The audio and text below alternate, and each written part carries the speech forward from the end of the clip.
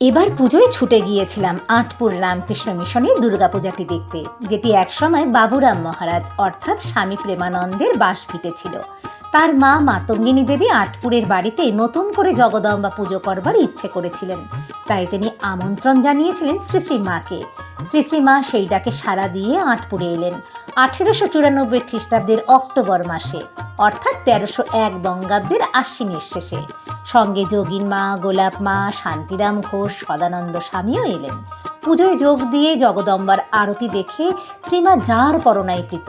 এই সময়ের একটি ঘটনা, একদিন দুপুরে খিড়কি পুকুরে কাপড় কাচতে গিয়েছিলেন চণ্ডী ও দুর্গা, 6-7 বছরের দুটি মেয়ে। আঁটপুরেই বাড়ি। শ্রীমা দোতলা থেকে দেখলেন বাচ্চা দুজনকে পুকুর ঘাটে। ডুবে যাওয়ার আশঙ্কায় শ্রীমা নিচে নেমে এলেন ছুটে। বাড়ি যেতে বললেন তাদেরকে। শ্রীমা তাদের কাপড়গুলো পুকুর ঘাটে কেচে তারপর শুকোতে দিচ্ছিলেন রোদে।